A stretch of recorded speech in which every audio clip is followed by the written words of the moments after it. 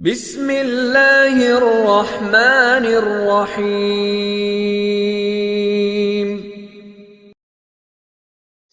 الحمد للہ وحدہ والصلاة والسلام علی من لا نبی بعدہ اشہد ان لا الہ الا اللہ وحدہ لا شریک لہ واشہد ان محمدا عبدہ ورسولہ اما بعد فاعوذ باللہ السمیع العلیم من الشیطان الرجیم وما من دابۃ فی الارض الا علی اللہ رزقها اللہم صلی علی محمد وازواجہ وذریتہ کما صلیت علی آل ابراہیم وبارک علی محمد وازواجہ وذریتہ کما بارکت علی آل ابراہیم انک حمید مجید۔ رب اشرح لی صدری ویسر لی امری واحلل عقدۃ من لسانی یفقہوا قولی رب زدنی علما۔ آج انشاءاللہ الرحمن ہم 12ویں پارے کا خلاصہ ذکر کریں گے۔ 12ویں پارے کے اندر 2 صورتوں کے اجزاء پائے جاتے ہیں، ایک صورت ہود اور دوسری صورت یوسف ہے۔ صورت ہود کی 5 آیات پچھلے پارے میں تھی، بقیہ ساری اسی پارے میں ہے، اور اسی طرح صورت یوسف کی 52 آیات 12ویں پارے کے اندر ذکر کی گئی ہیں۔ بہرحال اللہ سبحانہ وتعالیٰ نے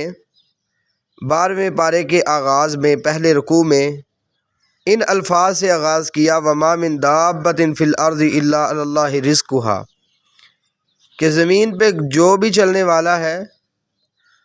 وہ اللہ رب العالمین سے رزق حاصل کر رہا ہے،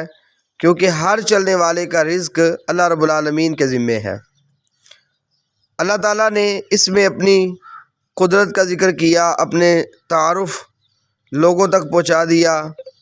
اپنا تعارف لوگوں کو کروایا، پھر اپنے علم کی بات کی کہ اللہ تعالیٰ ہر چیز کو جاننے والا ہے، اور ایک کتاب مبین میں وہ ساری چیزیں لکھی بھی ہوئی ہیں۔ وہ ذات ہے جس نے آسمانوں کو اور زمین کو 6 دنوں میں پیدا کیا، اس کا عرش پانی پہ تھا۔ پیدا کیوں کیا اس کی وجہ بیان کرتے ہوئے فرمایا لیبلوکم ایکم احسن عملا،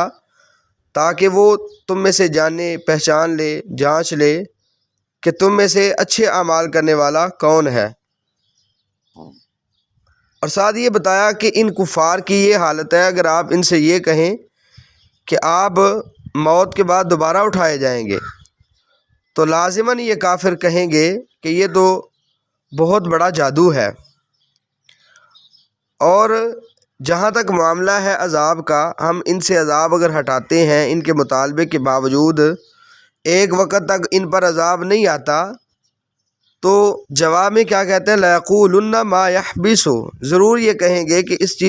اس عذاب کو کس نے روک دیا ہے۔ یعنی رسالت جانچنے کا ایک عجیب اصول تھا،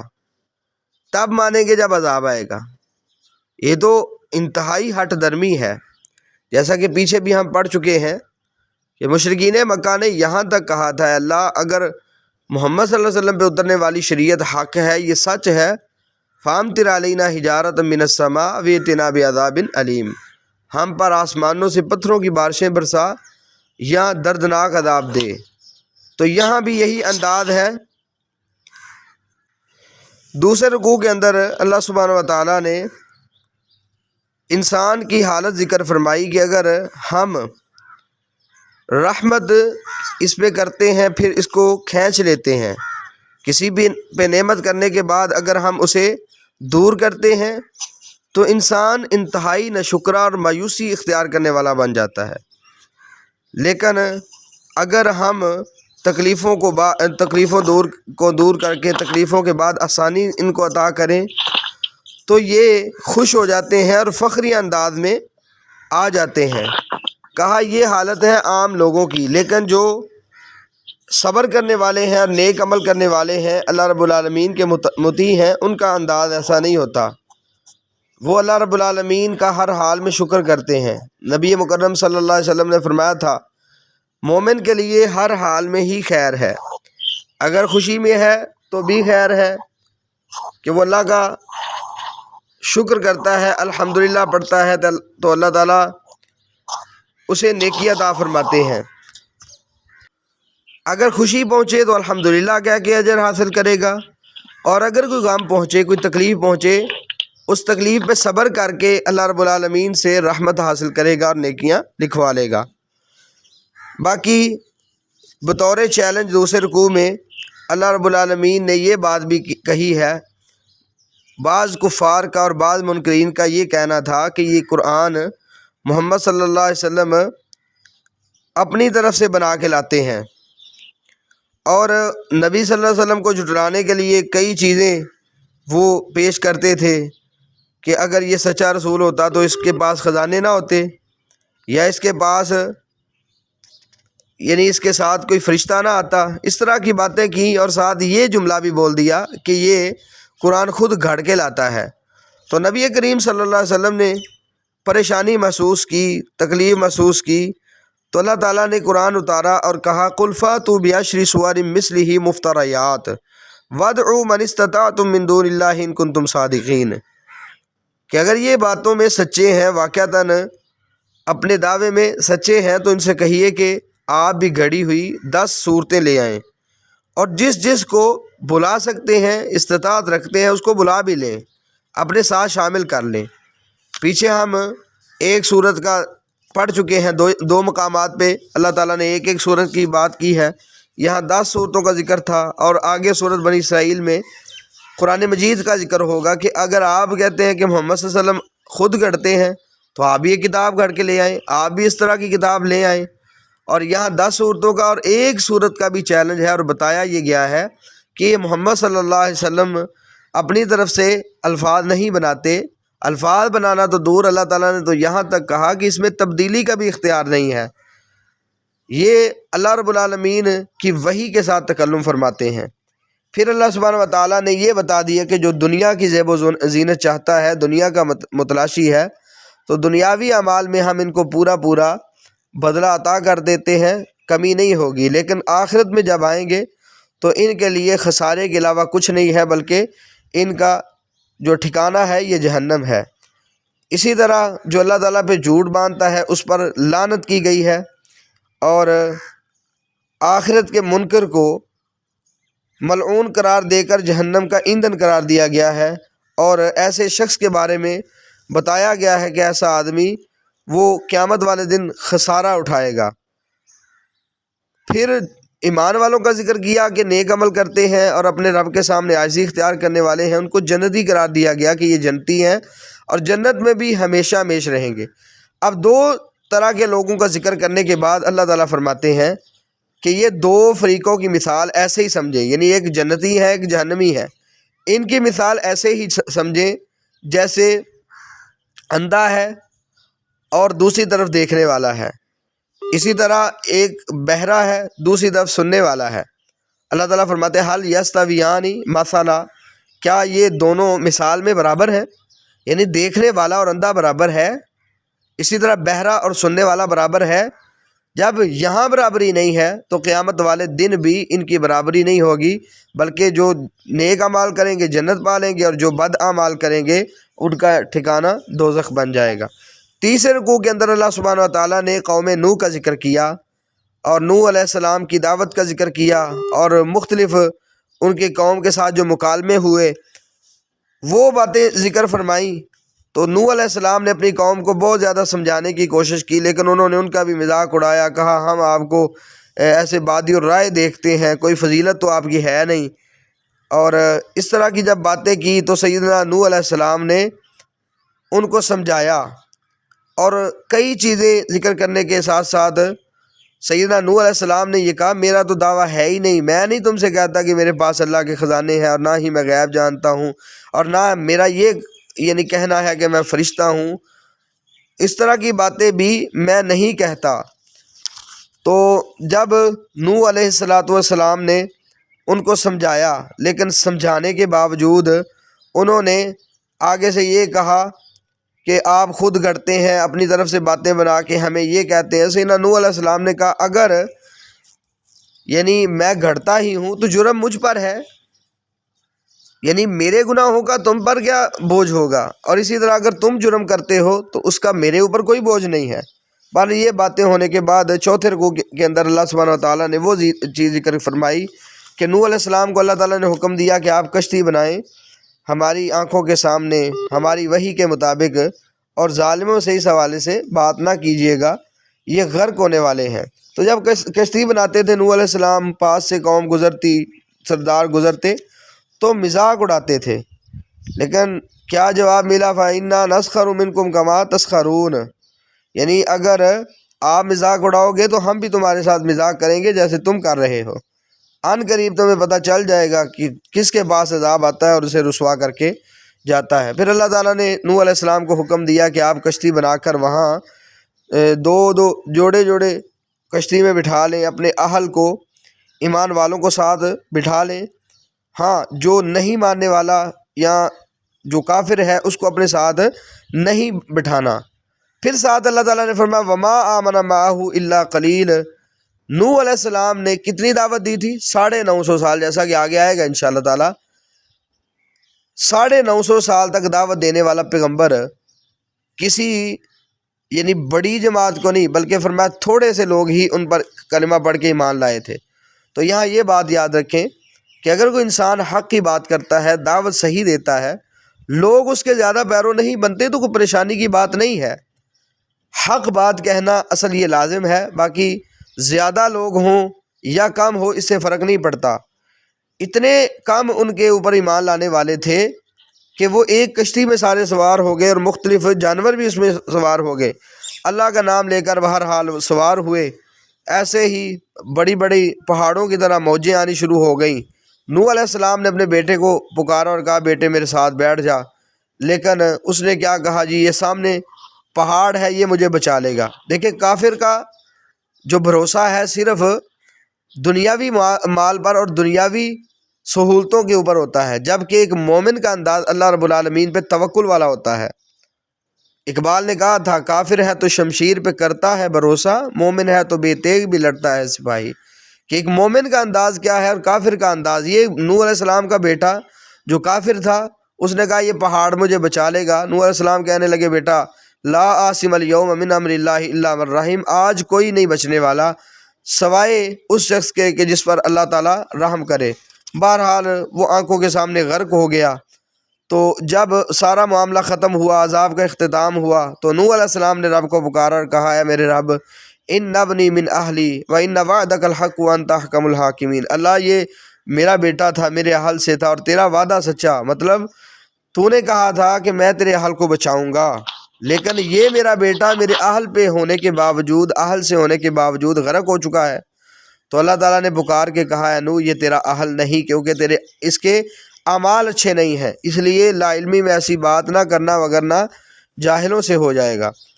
اب نوح علیہ السلام نے جب یہ باتیں سنی تو اللہ تعالیٰ سے معافی مانگی اور کہا ربی انی اعوذ بک ان اسألک ما لیس لی بہ علم والا تغفر لی وترحمنی اکن من الخاسرین، اللہ میں پناہ چاہتا ہوں کہ میں لا علمی میں ایسی بات کہہ چکا ہوں، سوال کر چکا ہوں، اللہ مجھے معاف کر دے، اگر تو نے معاف نہ کیا، تو نے رحم نہ کیا تو میں خسارہ اٹھانے والا ہو جاؤں گا۔ بہرحال یہ غیب کی خبریں اللہ تعالیٰ نے اپنے نبی محمد صلی اللہ علیہ وسلم کو بتائیں اور کہا ہم نے آپ کی طرف یہ وحی کی ہیں ما کنت تعلمها انت ولا قومک من قبل ھذا، نہ آپ ان خبروں کو جانتے تھے نہ آپ کی قوم۔ اس میں ان لوگوں کا رد ہوتا ہے جو کہتے ہیں کہ نبی مکرم صلی اللہ علیہ وسلم غیب جانتے تھے، وہ آپ کو ساری چیزوں کا ہی پتہ تھا، ما کان و ما یکون، یعنی جو پہلے ہوا اس کو بھی جانتے تھے اور جو ہونے والا قیامت تک اس کو بھی جانتے تھے۔ یہ نظریہ باطل ہے اور اس کا اس آیت سے بھی رد ہوتا ہے۔ بہرحال 5ویں رکوع کے اندر اللہ تعالیٰ نے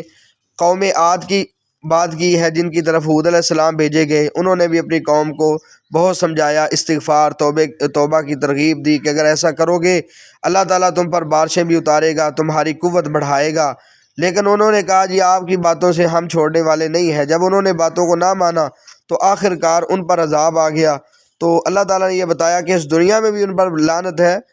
اور قیامت والے دن بھی ان پر لعنت ہوگی۔ اور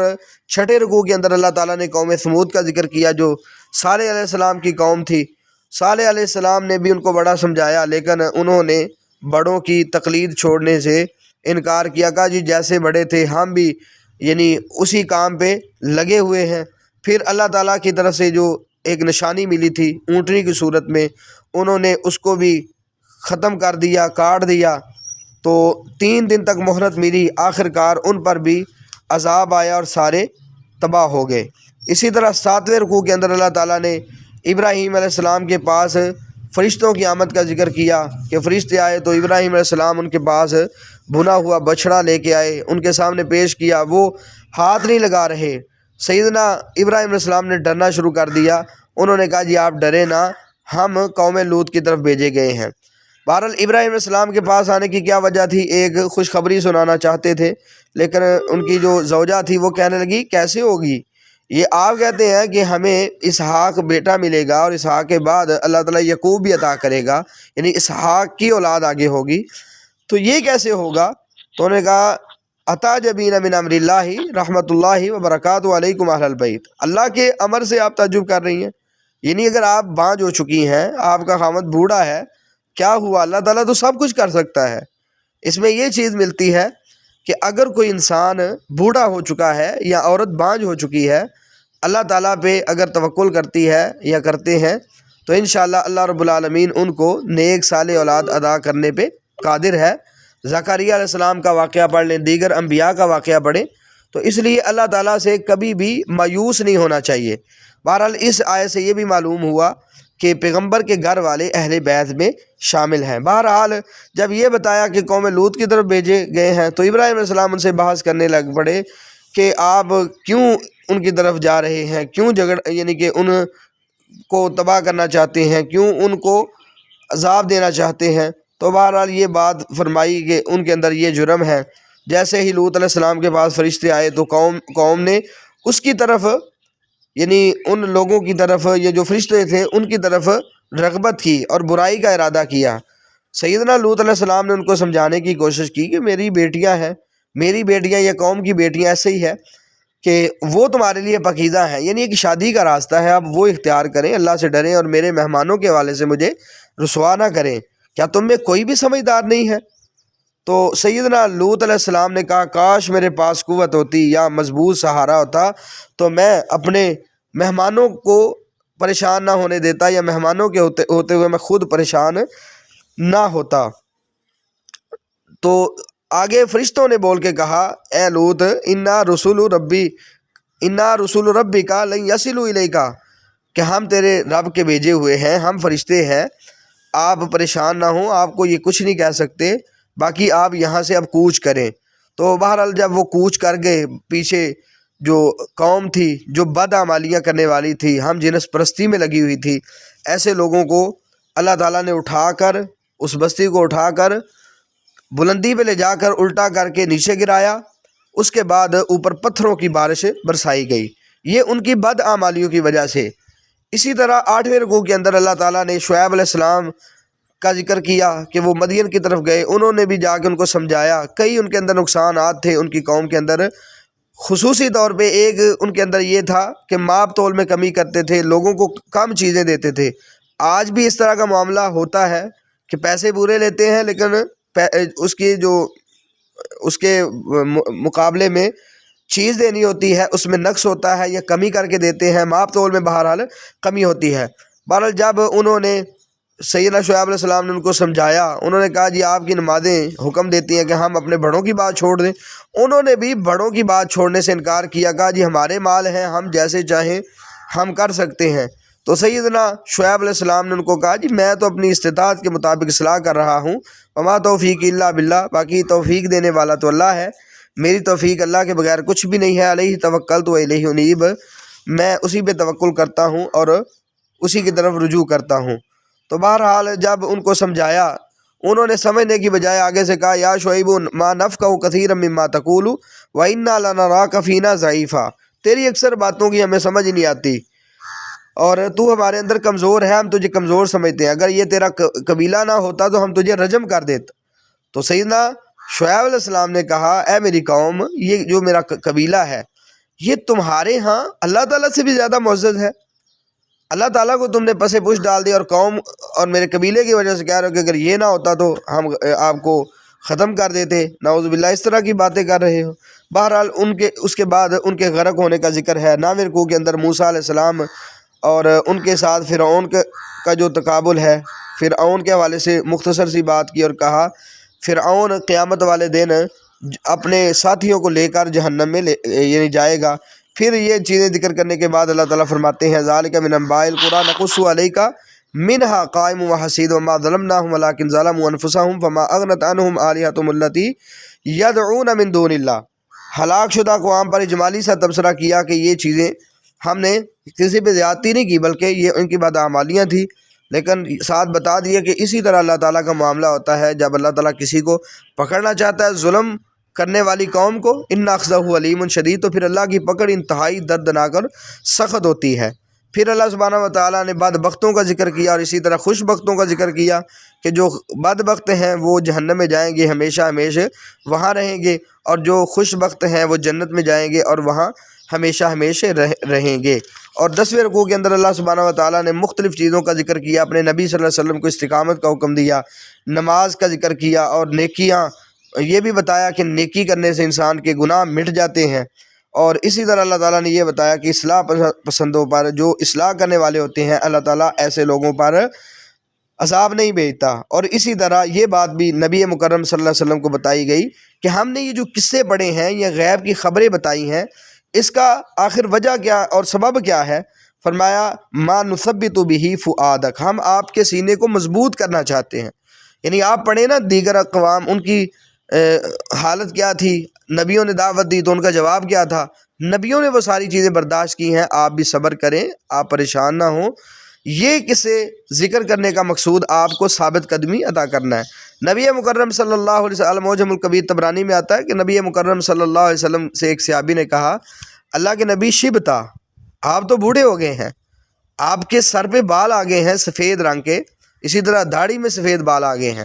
تو نبی مکرم صلی اللہ علیہ وسلم نے جواب میں کہا تھا شیبتنی ہود و اخواتھا، میرے صحابی مجھے بوڑھا کر دیا ہے سورت ہود نے اور اس ایسی جو صورتیں ہیں جن میں عذاب۔ نبی مکرم صلی اللہ علیہ وسلم اپنی امت کے حوالے سے بہت زیادہ پریشانی محسوس کیا کرتے تھے۔ پھر سورت یوسف کا آغاز ہوا، یعنی اس بارے کا جو 11واں رکوع ہے، اس میں اللہ سبحانہ و تعالیٰ نے یہ بات ذکر کی کہ جو قصے ہم نے بیان کیے ہیں ان قصوں میں سے سب سے بہترین قصہ یوسف علیہ السلام کا قصہ ہے۔ اس کا آغاز کہاں ہوا؟ ایک خواب دیکھا انہوں نے کہ یعنی مجھے سجدہ کر رہے ہیں 11 تارے، سورج اور چاند۔ تو یہ بات جب اپنے والد صاحب سے کی تو یعقوب علیہ السلام نے بیٹے سے کہا بیٹا یہ خواب ذکر نہ کرنا، وگرنہ تیرے بھائی جو ہیں تیرے خلاف چالیں چلیں گے۔ شیطان دشمن ہے، شیطان بھائیوں کے اندر بھی دراڑیں ڈال دیتا ہے۔ بہرحال اللہ تعالیٰ نے چن لیا یوسف علیہ السلام کو، اس بات کا ذکر کیا۔ بہرحال 12ویں رکوع کے اندر اللہ رب العالمین نے یہ بات ذکر فرمائی کہ یوسف علیہ السلام اور ان کے بھائیوں میں کئی نشانیاں ہیں، کئی سوال پوچھنے والوں کے لیے آیات اس میں موجود ہیں۔ بہرحال انہوں نے آپس میں بات کی کہ یوسف ہمارے والد کو زیادہ محبوب ہے، جبکہ ہم تو ایک جتھا ہیں، ہمارے مقابلے میں یہ یوسف علیہ السلام سے زیادہ پیار کرتے ہیں۔ انہوں نے سیدنا یوسف علیہ السلام کو قتل کرنے کا پروگرام بنایا۔ بعض نے کہا جی آپ قتل نہ کریں، کسی کنویں میں آپ ان کو ڈال دیں۔ تو ایسے ہی انہوں نے جب اتفاق کر لیا تو اپنے باپ سے بات کیجیے ہمارے ساتھ بھیجیں، یہ کھیلے گا اور کھائے پیے گا، ہم اس کی حفاظت کریں گے۔ تو سیدنا یعقوب علیہ السلام نے کہا کہ مجھے ڈر ہے کہیں بھیڑیا نہ کھا جائے اور تم غافل نہ ہو۔ تو انہوں نے کہا جی اتنی ہم جماعت ہیں، ہمارے ہوتے ہوئے بھی اگر بھیڑیا کھا جائے گا تو ہم تو خسارے میں ہوں گے۔ بہرحال لے گئے، جا کے انہوں نے سیدنا یوسف علیہ السلام کو کنویں میں پھینک دیا اور خود شام کے وقت روتے ہوئے آئے اور کہا جی ہم تو کھیل رہے تھے، بھاگ رہے تھے، تو ہم نے یوسف کو اپنے سامان کے پاس بٹھایا تھا لیکن آیا بھیڑیا کہ کھا گیا، اور لیکن تو نہیں ماننے لگا۔ پھر انہوں نے قمیض پر جھوٹا خون بھی لگا لیا۔ بعض یہاں کہتے ہیں جی انہوں نے قمیض کو پھاڑا نہیں تھا۔ اس طرح کی باتیں بے بنیاد ہیں۔ بہرحال قرآن کے جو سیاق ہے وہ یہی ہے کہ انہوں نے جھوٹا خون لگایا۔ تو سیدنا یعقوب علیہ السلام نے کہا یہ تمہاری اپنی ہی باتیں ہیں۔ وہ یعقوب علیہ السلام پیغمبر تھے، انہوں نے یہ سمجھا کہ شاید یہ حسد کی بنا پر ہی ہو رہا ہے، باقی اللہ تعالیٰ سے ہی میں مدد مانگتا ہوں۔ جب انہوں نے یوسف علیہ السلام کو کنویں میں پھینکا تو ایک بعد میں قافلہ آیا، قافلے نے ان کو وہاں سے نکالا اور خوشی کے ساتھ جا کے یعنی اٹھایا اور جا کے ان کو بیچ دیا۔ لیکن بیچتے وقت بھی انہوں نے زیادہ رقم کا مطالبہ نہیں کیا، ہلکے پھلکے دراہم لیے، درہم لیے اور ان کو بھیج دیا۔ جس نے خریدا 13ویں رکوع کے اندر وہ ذکر ہے کہ عزیز مصر نے خریدا اور کہا کہ اپنی بیوی سے کہ اس کا خیال رکھنا، ہو سکتا ہے بڑے ہو کر ہمیں کوئی فائدہ پہنچائے یا ہم اس کو اپنا بچہ بنا لیں۔ اللہ تعالیٰ نے یوسف علیہ السلام کو اس طرح ان کے پاس جگہ عطا کی، لیکن جہاں جگہ عطا کی وہاں جو عزیز مصر کی بیوی تھی اس نے آپ کو بہکانے کی کوشش کی،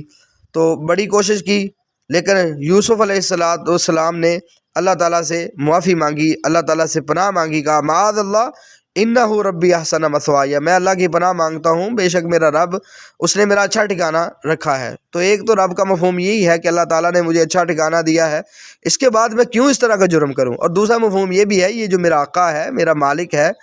جس نے مجھے خریدا اور مجھے اتنی عزت دی ہے، میں اس کے ساتھ ایسا کھلواڑ کیسے کر سکتا ہوں۔ بہرحال یہ اس نے جب چال چلی تو سیدنا یوسف علیہ السلام بھاگے دروازوں کی طرف، دروازے کھلتے گئے، جیسے ہی دونوں دروازے کے پاس آئے تو دیکھا کہ آگے عزیز مصر کھڑا ہے۔ اس نے آگے سے یہ بات یعنی دیکھتے ہی کہہ دی کہ بتائیں جو آپ کے گھر والی کے ساتھ اس طرح کا معاملہ کرتا ہے اس کے ساتھ کیا ہونا چاہیے۔ خود ہی کہنے لگی کہ ان کو جیل ہونی چاہیے، ان کو سزا ہونی چاہیے۔ تو سیدنا یوسف علیہ السلام نے بتایا کہ اس نے مجھے بہکایا ہے، حالانکہ میرا اس طرح کا کوئی معاملہ نہیں۔ پھر ایک گواہ نے گواہی دی اور کہا کہ اگر قمیض پیچھے سے پھٹی ہے تو پھر یوسف سچا ہے، اور اگر قمیض آگے سے پھٹی ہے تو پھر وہ خاتون سچی ہے۔ بہرحال اس عزیز مصر نے جب دیکھا کہ قمیض تو پیچھے سے پھٹی ہے تو اس نے یوسف علیہ السلام کو کہا جی آپ اعراض کریں، معاملے کو چھوڑ دیں، اور اس اپنی بیوی سے کہا کہ تو استغفار کر، تو خطا کاروں میں سے ہے۔ 14 رکوع کے اندر یہ بات اللہ تعالیٰ نے ذکر کی کہ جب عزیز مصر کی بیوی کے حوالے سے اس طرح کی بات کی گئی تو یہ بات ہوئی جی دیکھیں وہ اپنے ہی غلام پر عاشق ہو گئی اور اس نے کس طرح کا کام کیا۔ بہرحال جب اس نے یہ بات سنی کہ خواتین اس طرح کی باتیں کر رہی ہیں، اس نے ان کے لیے اہتمام کیا دعوت کا، اور تکیے لگا دیے، ہر ایک کو ایک ایک چھری پکڑا دی۔ لیکن جیسے یوسف علیہ السلام کو بلایا گیا، یوسف علیہ السلام آئے، ان کو دیکھ کر کہنے لگیں حاش للہ ما ھذا بشرا، اللہ کی پناہ یہ کوئی بشر نہیں ہے، ان ھذا الا ملک کریم، یہ تو کوئی باعزت فرشتہ محسوس ہو رہا ہے۔ تو بہرحال انہوں نے سیدنا یوسف علیہ السلام کو ان خواتین نے بھی بہکانے کی کوشش کی، پورے یعنی کہ پروگرام کے ساتھ، جیسے اس عزیز مصر کی بیوی نے بہکانے کی کوشش کی، اسی طرح انہوں نے بھی بہکانے کی کوشش کی۔ لیکن سیدنا یوسف علیہ السلام نے اللہ سے دعا کی، اللہ رب السجن احب الی مما یدعوننی الی، اللہ یہ خواتین جس طرف مجھے دعوت دے رہی ہیں اس سے بہتر میرے لیے جیل ہے۔ تو بہرحال اللہ تعالیٰ نے ان کی دعا قبول کی، فصرف عنہ کیدہن، ان ساری خواتین کی جو چالیں تھیں اللہ تعالیٰ نے ان سے یوسف علیہ السلام کو بہرحال بچا لیا۔ آخرکار یوسف علیہ السلام کو جیل میں بھیج دیا گیا۔ 15ویں رکوع کے اندر اللہ تعالیٰ نے ذکر کیا کہ جب جیل میں گئے وہاں 2 اور ساتھی تھے، تو ان میں سے یعنی ایک نے کہا جی میں خواب میں دیکھتا ہوں کہ میں کوئی چیز نچوڑ رہا ہوں، میں شراب بنا رہا ہوں، اور دوسرے نے کہا میں دیکھتا ہوں کہ میرے سر کے اوپر روٹی ہے، اس سے پرندے کھا رہے ہیں، آپ ہمیں خواب کی تعبیر بتا دیں، آپ ہمیں محسنین میں سے محسوس ہوتے ہیں۔ تو سیدنا یوسف علیہ السلام نے کہا جب کھانا آئے گا میں تب آپ کو بتاؤں گا، لیکن ساتھ ہی سیدنا یوسف علیہ السلام نے موقع کی تلاش پا کر کے اب ان کو خواب کا علم چاہیے یا خواب کی تعبیر چاہیے۔ اب سیدنا یوسف علیہ السلام نے تعبیر بتانے سے پہلے ان کو توحید کی دعوت دی، مختلف چیزیں سمجھائیں، شرک کی مذمت کی، اور ساتھ کہا یا صاحبہ اس سجنی احب ارباب متفرقون خیر ام اللہ الواحد القہار، اور میرے جیل کے ساتھیوں بتاؤ مختلف رب بہتر ہیں، یہ ایک اللہ کافی ہے، وہی بہتر ہے جو زبردست الہ بھی ہے۔ بہرحال پھر بتایا کہ جن کو تم پکارتے ہو یہ صرف نام ہی ہے، یہ کچھ نہیں کرنے والے، اور نہ ہی اللہ تعالیٰ نے ان کے حوالے سے کوئی دلیل بتائی ہے۔ اس کے بعد سیدنا یوسف علیہ السلام نے ان کو خواب کی جو تعبیر بتائی کہ جو شراب نچوڑ رہا ہے وہ آخرکار آزاد ہو جائے گا اور جا کے اپنے مالک کی خدمت کرے گا، اور دوسرے سے کہا کہ اسے پھانسی دے دی جائے گی۔ بہرحال جس کے بارے میں انہوں نے کہا کہ انہوں نے سمجھا نا کہ یہ نجات پانے والا ہے، اس سے کہا اذکرنی عند ربک، جب مالک کے پاس جائے گا نا، جب تو نجات پائے گا تو جا کے اس سے بات کرنا، مالک سے بات کرنا کہ یوسف کو کیوں قید کر رکھا ہے۔ لیکن شیطان نے اس کو بھلا دیا، وہ بچ تو گیا لیکن بات ذکر نہیں کر سکا۔ اللہ تعالیٰ فرماتے ہیں فلبث فی السجن بضع سنین،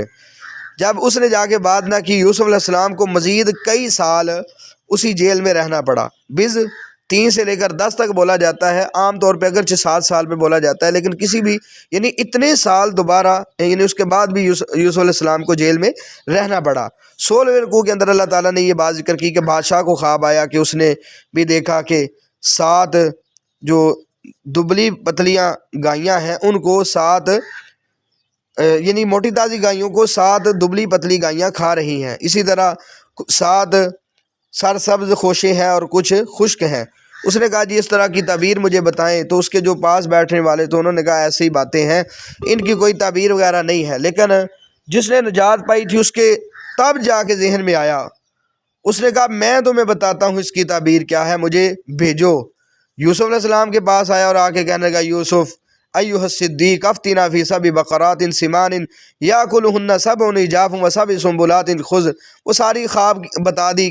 کا بتا دیا کہ یہ خواب ہے، اس کی کیا تعبیر ہے، میں جا کے بتانا چاہتا ہوں۔ سیدنا یوسف علیہ السلام نے بتایا کہ 7 جو ہے نا یعنی کہ آئیں گے سال جو بڑے سرسبز ہوں گے اور خوشحالی ہوگی، اور اس کے بعد 61 سالی کے ساتھ 7 سال آنے والے ہیں۔ اب اس کے لیے آپ نے پہلے ہی کچھ نہ کچھ اپنے پاس چیزیں سیو کرنی ہے، سنبھال کے رکھنی ہے۔ بہرحال اس پارے کے آخری رکوع کے اندر اللہ تعالیٰ نے وہ بات ذکر کر دی کہ یوسف علیہ السلام آخر کار بادشاہ کے سامنے جانے کے لیے تیار ہوئے۔ بادشاہ نے کہا کہ اس یوسف کو میرے پاس لے کے آؤ۔ یوسف علیہ السلام کے پاس قاصد آیا اور کہا جی آئیں آپ، یعنی بادشاہ آپ کو بلا رہا ہے۔ تو سیدنا یوسف علیہ السلام نے جیل سے نکلنے سے انکار کیا، کہا ارجع الی ربک فاسألہ ما بال النسوۃ اللاتی قطعن ایدیہن، مالک کے پاس جا اور جا کے اس سے پوچھ کہ ان خواتین کا معاملہ کیا ہے جنہوں نے اپنے ہاتھوں کو کاٹا تھا، جنہوں نے بہکانے کی کوشش کی۔ عزیز مصر کی بیوی تو یہ کہتی ہے نا کہ میں نے یہ جرم کیا، ان خواتین سے پوچھ کے دیکھیں کہ جنہوں نے پوری کوشش کی تو کیا ان کو نتیجہ ملا۔ تو اس نے بہرحال اس بادشاہ نے ان خواتین سے پوچھا ما خطبکن اذ راوتن یوسف عن نفسہ، بتاؤ جب تم نے یوسف کو بہکانے کی کوشش کی تو آپ نے یوسف کو کیسا پایا؟ تو ان خواتین نے یکسو ہو کر کہا حاشا للہ، اللہ کی پناہ ہے، ما علمنا علیہ من سوء، ہم نے یوسف کے اندر کوئی مسئلہ کوئی خرابی نہیں دیکھی۔ تو عزیز مصر نے تب جب حق واضح ہو گیا تو اس نے کہا انا راودتہ عن نفسہ وانہ لمن الصادقین، میں نے ہی اس کو بہکایا تھا، یہ تو واقعتاً سچا تھا۔ اور آخری آیت اس پارے کی یہ ہے ذالک لیعلم انی لم اخنہ بالغیب وان اللہ لا یہدی کید الخائنین، یہ اس لیے ہوا تاکہ وہ جان لے کہ ہم نے غیب میں کوئی خیانت نہیں کی، میں نے کوئی غیب میں خیانت نہیں کی، اور اللہ تعالیٰ خائنین کو ہدایت نہیں دیتا۔ اب یہ جملہ کس نے بولا ہے، کس کے بارے میں بولا، اس میں اختلاف ہے۔ ایک تو یہ ہے کہ یوسف علیہ السلام جان لیں کہ اگر وہ جیل میں تھے تو ہم نے اس کے باوجود ان کی عزت کا خیال رکھا ہے، ہم نے ان کو رسوا ہونے نہیں دیا۔ اور دوسرا مفہوم یہ ہے کہ عزیز مصر نے یعنی عزیز مصر کی بیوی نے یہ بات کہنے کی کوشش کی کہ میں نے ہی بہکایا ہے، لیکن یہ سچا مطلب ہے کہ میری پوری کوشش تھی برائی کی، لیکن یہ بچ گیا۔ یہ کیوں کہا کہ میرے خامد کو پتہ چل جائے کہ اگر میں نے مکر کیا ہے، اب میرا جھوٹ واضح ہو گیا ہے، میں نے صرف چال چلی تھی، ان کو بہکانے کی کوشش کی تھی، میں نے کوئی بدکاری نہیں کی تھی۔ یہ 2 طرح کی اور کئی اور بھی بہرحال اس کی تفسیریں بیان کی جاتی ہیں۔ تو بہرحال اللہ رب العالمین نے سیدنا یوسف علیہ السلام کو پھر نجات عطا کی، اور اس کے بعد کیسے خزانوں کے مالک بنے، کس طرح بادشاہ بنے اور کیا ہوتا رہا، اس کا ذکر انشاءاللہ کچھ اگلے پارے میں بھی آئے گا۔ تو ان کے قصے میں کئی طرح کی چیزیں ہیں، ہمیں اللہ رب العالمین پہ توکل کرنا چاہیے، ہر حال میں اللہ سے ڈر کے رہنا چاہیے۔ نبی مکرم صلی اللہ علیہ وسلم نے کہا تھا کہ جیسے یوسف علیہ السلام پہ رحمت کی دعا کی اور کہا یوسف علیہ السلام کی جگہ کہ اگر میں ہوتا نا تو میرے پاس آ کے کوئی کہتا جی آپ باہر آ جائیں، جیل سے باہر آئیں، تو میں نے فوراً آ جانا تھا۔ تو اشارہ کیا دیا کہ یوسف علیہ السلام اس قدر پاک دامن تھے کہ اگر جیل میں رہے ہیں اس وقت تک باہر نہیں آئے جب تک صفائی نہیں ہوئی۔ تو ہمیں بھی کوشش کرنی چاہیے کہ ہم اپنے کردار پہ غور کریں، اپنے معاملات پہ غور کریں، کبھی بھی ایسا معاملہ نہ ہو کہ ہمارے حوالے سے کوئی غلط رویہ یا غلط انداز اپنائے یا ہمارے بارے میں غلط ذہن رکھے، منفی تبصرہ کرے۔ اللہ تعالیٰ سے ہم دعا کرتے ہیں اللہ تعالیٰ ہمیں عافیت عطا فرمائے، اور اللہ رب العالمین ہم سب کو پاک دامنی عطا فرمائے اور زندگی کتاب و سنت کے مطابق بسر کرنے کی توفیق عطا فرمائے۔ السلام علیکم ورحمۃ اللہ وبرکاتہ۔